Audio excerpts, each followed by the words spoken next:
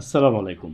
গতকালকে মাসুদ কামাল সাহেব এসএ টিভিতে আপনার টক শোতে কিছু কথা বলছে যে আওয়ামী লীগকে ফেরানোর পিছনে আপনার এই সরকার এবং এই সরকারের উপদেষ্টা যারা আছেন তারা ব্যাপারটাকে ত্বরান্বিত করতেছে। তো একটু খুলে বলি, সেটা হচ্ছে যে আপনার ইউনূস সাহেব ইদানিং তো বলছে একরকম যে আপনার আল জাজিরার একটা সাক্ষাৎকারে যে আওয়ামী লীগকে আমরা সাময়িক সময়ের জন্য ব্যান করা হয়েছে, আমাদের কার্যক্রম কোনো কিছু প্রতিজ্ঞাবাদ দেওয়া হয় নাই, কোনো কিছুই করা হয় নাই। তো এটা নিয়ে অনেক আলোচনা সমালোচনা হয়েছে। তো এটা নিয়ে আপনার যে আইন উপদেষ্টা আছেন উনি ব্যাখ্যাও দিচ্ছে। তো আমি ওই দিকে প্রসঙ্গে না যাচ্ছি, পুরনো ঘটনা এগুলো। তো নতুন যেটা হয়েছে, গতকালকে মাসুদ কামাল সাহেব বলতেছে যে আওয়ামী লীগ যদি এই দেশে ফিরে আসে তাহলে সেটা মানে কতটুকু মেনে নেবে মানুষ, বা আওয়ামী লীগের সমর্থক উনি নিজেই বলতেছে যে লাখ লাখ সমর্থক, 1 লাখ সমর্থক বা 2 লাখ সমর্থক আওয়ামী লীগের আছে আমার মনে হয় না, এবং যদিও থেকেও থাকে তারা বয়ে এতদিন আওয়ামী লীগকে সমর্থন করছে। তো বয়ে সমর্থন করছে, এটার মানেটা কি?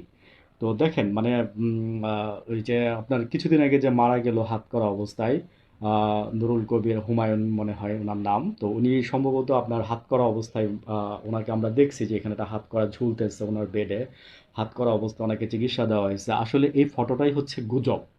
হ্যাঁ, মিডিয়াতে ভালো করে আসে না, আপনারা একটু খোঁজ নিয়ে জানতে পারবেন, বা রিউমার চেক আপনি নিজেও চাইলে করতে পারেন। আপনি ওইখানে দিলে দেখতে পারবেন যে এই নিউজটা হচ্ছে একটা ফেক নিউজ, যে উনি হাতকড়া অবস্থায় মারা গেছে।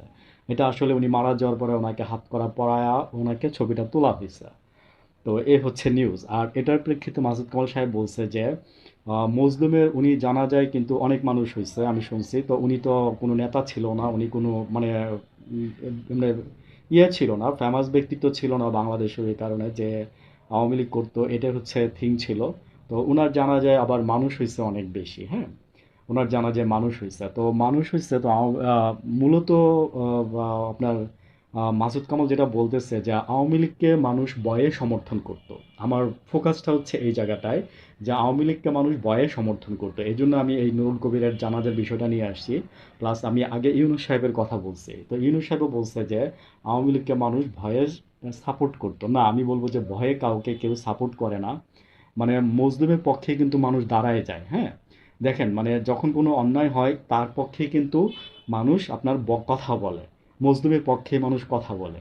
তো আওয়ামী লীগ সামনে আপনার মানে খুব ধীর গতিতে, খুব দ্রুত না আসলেও ধীর গতিতে আসবে বা আসতেছে। এবং এটার জন্য এই সরকারিরাই এবং উপদেষ্টারাই দায়ী, এটা মাসুদ কামাল সাহেব কালকে বলছে।